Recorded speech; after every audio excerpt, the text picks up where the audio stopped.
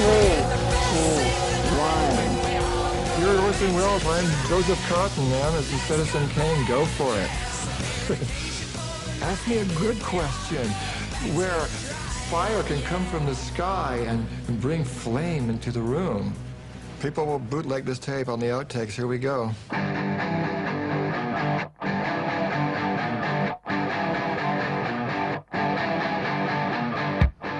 It's very hard to remember all this stuff because memory is kind of like a thin gauzy veil that's pulled down between you and the actual event that happens, and you forget a lot and it's kind of distorted. And I really don't remember a whole lot about that night, but I do remember going to Rodney's English Disco. My cousin and a friend of the family took me up there. We hitchhiked to Hollywood, got a ride with some like cholo guys in the back of a van, and we were smoking pot, and we went up there, and I think it was Rodney that had introduced me to Kim. Well, he was like, "This is Kim Fowley," and I was like, "Hi," you know, I didn't know who he was or what he did. I didn't know anything about him. And he was like, "Well, she's a songwriter," you know, and they laughed at me because I was a kid. I was like, 13 years old. So they were like, "Well, let's hear what you got." So I laid some of my stuff on them, and they shut up immediately. And Kim was like, "Here's my number." Kim wants to know every little thing. Now, what do you listen to? And then he went on his spiel to say who he was and what he did. You know who Gene Vincent was? He's in the Rock and Roll Hall of Fame. I was his producer, one of the 7 guys who produced him. I produced new music sequences for American Graffiti. My name's on the screen. The first platinum rock and roll soundtrack album. That's who I am. So we would talk on the phone, and I would recite my stuff to him, and he liked it a lot. And he was like, I work with a lot of people. I think that I should sign you to a contract. And I signed the contract on my 14th birthday. Well, I used to see Joan on the bus. I think I spoke to her that I want to start a band, and then I think her response was like, "Why don't we start a band? If Susie Quattro can do it, we could do it." We were on tour in America, and I saw this girl sitting in the lobby of the hotel. I think it was the Continental Hyatt House, and she had my jacket, my haircut, and she was waiting for me to arrive. She's got the jeans, she's got the black shirt, she's got the sunglasses, she's got the haircut, she's got the look. This girl looks like a junior Susie, but she doesn't talk to Susie, she doesn't approach Susie, she doesn't talk to anybody. She just sits there, and she's in the lobby all day. And then I saw her after that at just about every show in the lobby of every hotel. Bless her. Susie was a little, I would say put off, but a little wary. And I think it was also, without regard to reality, Susie being very straight, very married, was always a little bit wary about female fans coming on too strong and what their motives were. Was it sexual? Joan Jett was like Gary Cooper. She didn't say much. Or like Clint Eastwood. Yeah? Okay.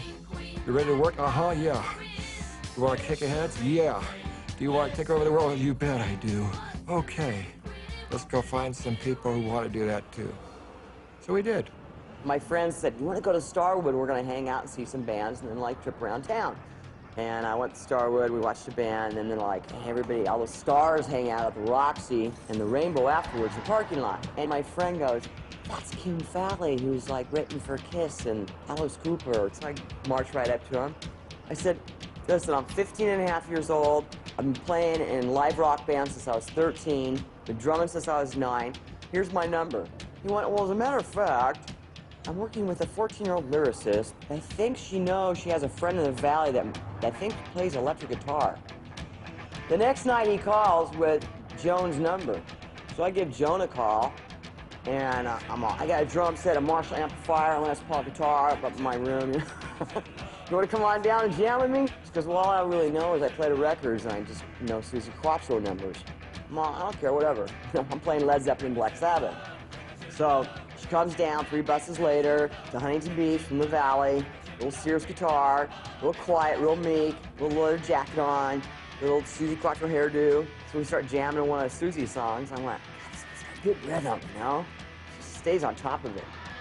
Okay, in Hollywood, our drummer Sandy and I met our producer Kim Fowley at a different time during the week. And we got together, Sandy and I, and jammed. And it sounded really good, so the 2 of us got together, and Kim and Sandy and I found the other girl. I see. Okay. Joan actually came to our house first, and they started jamming out. And then Kim.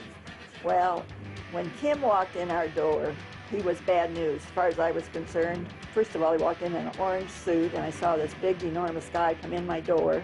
I didn't know whether to throw him out or laugh at him. They were nervous.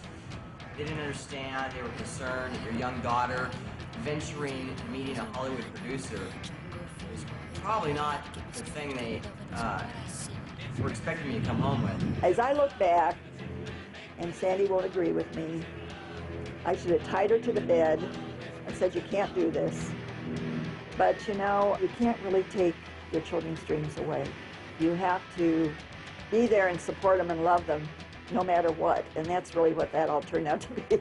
At that point, when that little rendezvous was shaped up down at Sandy's house, she was playing, Joan was playing, and I was there. And I remember, I don't know if Kim called or I called him, and he was like, well, have him play so I can listen over the phone. From then on, it was pretty much out of my hands, because he smelled money. He's not stupid. You know, and from then on, I was just like, I'm just going to write songs for the band and just, you know, take the little backseat. I mean, what could I do? I was just a songwriter. I was a teenager, you know? Yeah, I was dancing at a club called the Starwood one night, and Rodney Bingenheimer was walking up to every girl there saying, do you play an instrument? Do you play an instrument?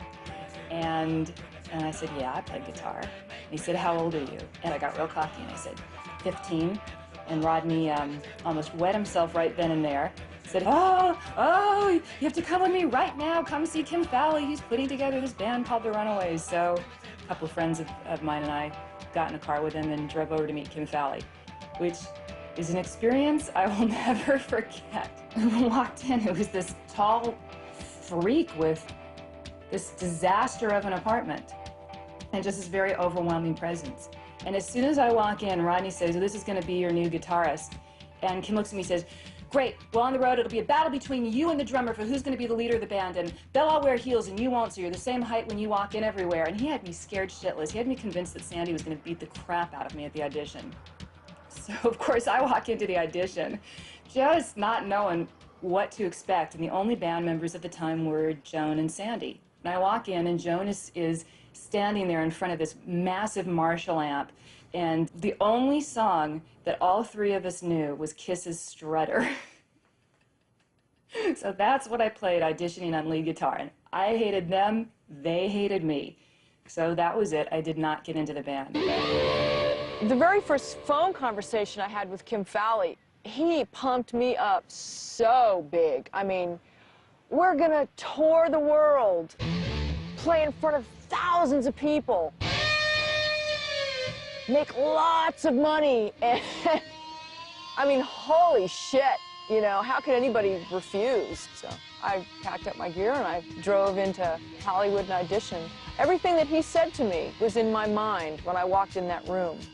I was on tour already. I was playing the arenas and playing the stadiums, and you know, what he didn't tell me was that I was gonna have to work my ass off for years and years and years and years, and then maybe you can buy yourself a new Corvette. The really exciting part was when Lita Ford came down to audition for bass. She brought her Gibson SG guitar, too. So on break, when those guys were out of the room, we started playing a Deep Purple. She brought the electric guitar, man. I was just, oh my God, this is great. This girl can play guitar. Sandy and I hit it right off. We're both listening to Deep Purple. We're both huge Deep Purple fans. So I went in and I rattled off the guitar solo to Highway Star. And Sandy automatically knew, you know, the drum parts, all the drum parts to Highway Star. So me and her just jammed on that song and fell in love with each other. By the end of the song, it was automatic bonding.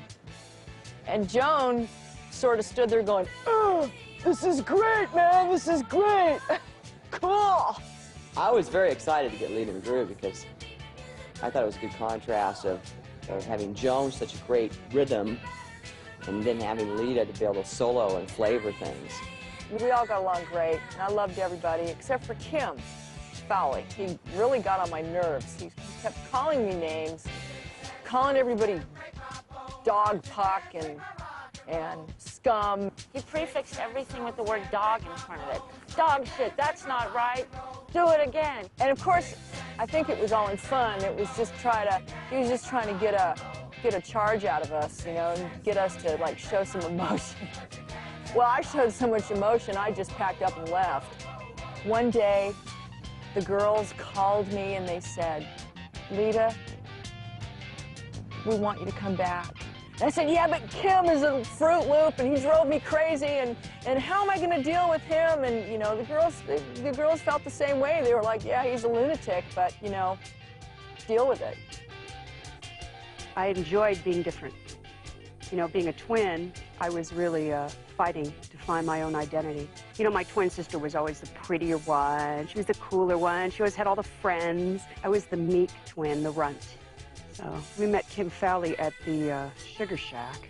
I was sitting at the bar, drinking a Coke, and he walked up behind me, tapped me on the shoulder, and first thing he says is, my name's Kim Fowley.